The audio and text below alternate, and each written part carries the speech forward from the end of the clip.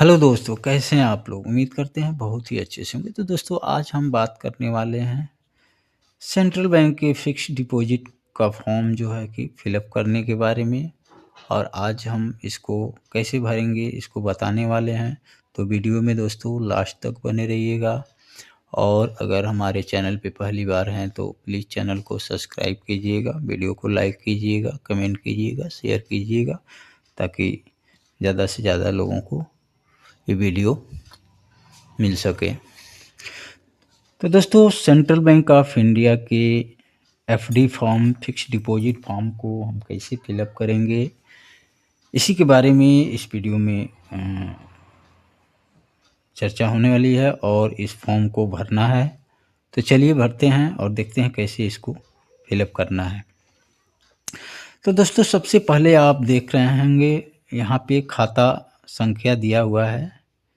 यहाँ पे खाता संख्या आपको वो भरना है जो आपका सेविंग अकाउंट है, जो आपका बचत खाता संख्या है उसको यहाँ पे आपको भर देना है। जैसे कि मान लीजिए कि 38 24 16 08 36 मान लीजिए ये खाता नंबर है, तो आप इस खाता नंबर को भर देंगे। जो भी आपका सेविंग अकाउंट नंबर है उसको भर देना है। उसके बाद दोस्तों नीचे देख रहे होंगे सावधि जमा खाता खोलने के लिए प्रार्थना पत्र।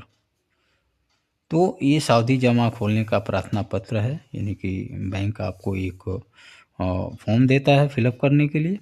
तो यहाँ दिया हुआ है शाखा ब्रांच। तो यहाँ पे जो भी आपका बैंक का शाखा का नाम होगा वहाँ का एरिया का, तो मान लीजिए कुशीनगर, गोरखपुर, लखनऊ या मुरादाबाद, जो भी है आपका, जहाँ से भी आप हैं शाखा का जो नाम है वहाँ का भर लेंगे। मान लीजिए हमारा कस्या है तो हम कस्या भर सकते हैं, ठीक है।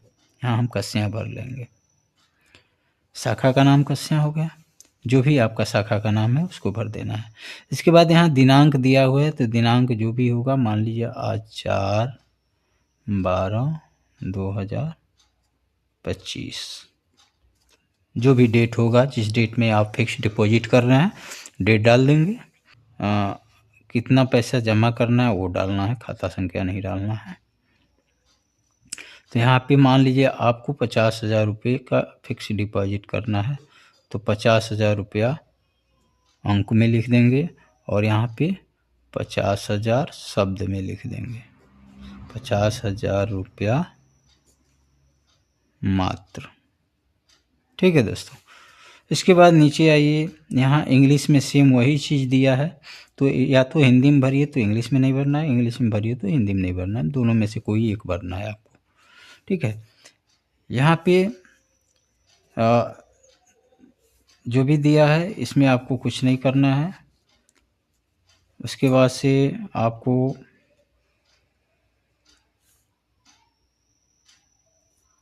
यहाँ पे जो है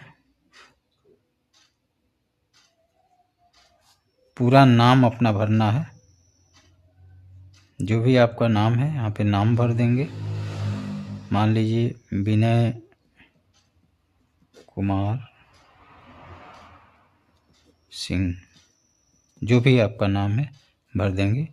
और यहाँ आपको इस सिग्नेचर जो दिया है यहाँ पे आपको साइन कर देना है, सिग्नेचर कर देना है। सिग्नेचर करने के बाद से आप यहाँ पे देख रहे होंगे विशेष अनुदेश में दिया है पता आपको जमाकर्ता का जो पता है वहाँ पे, यहाँ पे एड्रेस आपको भर देना है, जो भी आपका एड्रेस है, यानी कि जो भी आपका होम नंबर और जो भी आपके आधार कार्ड पे एड्रेस दिया हुआ है उस एड्रेस को यहाँ पे भर देना है।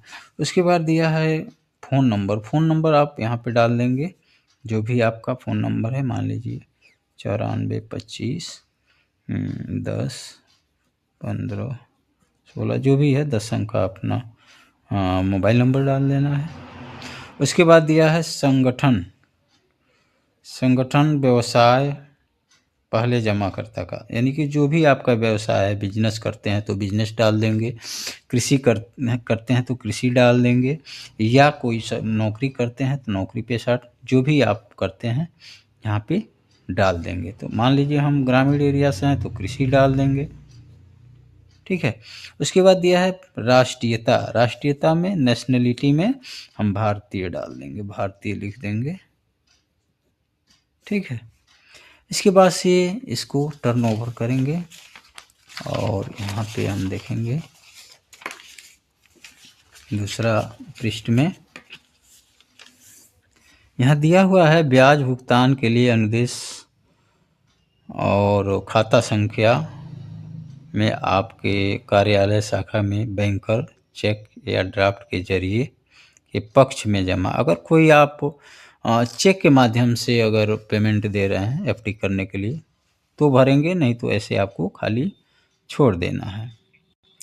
इसके अलावा इसमें आपको कुछ भरना नहीं है, बाकी सब बैंक वाले अपना फिलअप करेंगे, क्योंकि अनावश्यक फॉर्म को नहीं भरना है।